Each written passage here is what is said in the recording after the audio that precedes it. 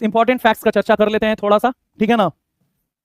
तो मेरे सवालों का थोड़ा सा जवाब दे दीजिएगा जल्दी से, मैं कुछ इंपॉर्टेंट फैक्ट्स आपको पढ़ा देता हूं। सबसे पहला है कि सिंधु नदी कहां से निकलती है, तो बोकरचू हिमनद से निकलती है, जो कि तिब्बत में स्थित मानसरोवर के निकट है, 4164 मीटर के ऊंचाई से, और इसे तिब्बत में सिंघी खंबाब के नाम से हम लोग जानते हैं। भारत में ये सिंधु नदी के नाम से जानी जाती है, और फिर कारगिल से ये पीओके में प्रवेश करती है, जहां से ये खैबर पख्तूनख्वा से होते हुए पंजाब प्रांत और फिर सिंध प्रांत के पास से कराची के पूर्व में डेल्टा बनाते हुए सागर में विलीन हो जाती है, अरब सागर में। अगर मैं बात करूं गंगा नदी, तो 2525 किलोमीटर की लंबाई के साथ ये देवप्रयाग से निकलती है, अलकनंदा और भागीरथी के संगम से, और लगभग 1450 किलोमीटर बहते हुए यूपी में और उत्तराखंड में 110 किलोमीटर बहते हुए, बिहार में 445 बहते हुए, पश्चिम बंगाल में 520 किलोमीटर बहते हुए ये फरक्का से बांग्लादेश में पद्मा के नाम से प्रवेश कर जाती है, जहां ये जमुना से मिलकर के मेघना नदी बनती है। अगर मैं बात करूं ब्रह्मपुत्र नदी, तो चीमा युंगदुंग हिमनद से निकलने वाली यह नदी सांगपो नदी के नाम से भी विख्यात है, और इसे चीन में यारलंग जांगबो भी कहते हैं। भारत के अरुणाचल प्रदेश में यह नामचा भरुआ से यू टर्न लेती है, और जहां से यह नदी जो है आपका दिहांग नदी बन जाती है। सदिया से ढुबरी तक इसे ब्रह्मपुत्र नदी कहते हैं,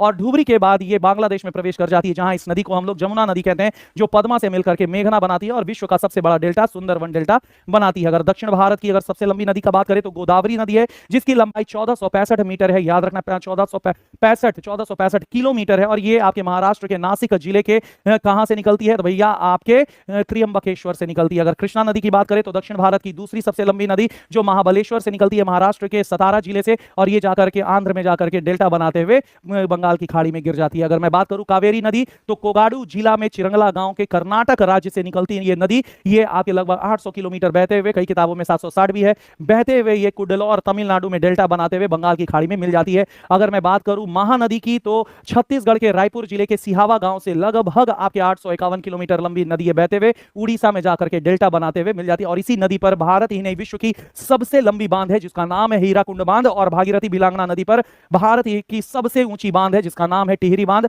और भारत की सबसे ऊंची गुरुत्वाकर्षण बांध जो है आपके हिमाचल प्रदेश में सतलज नदी के ऊपर है। तो ये आंकड़ा मुझे लगता है काफी है आपके एग्जाम पॉइंट ऑफ व्यू से, तो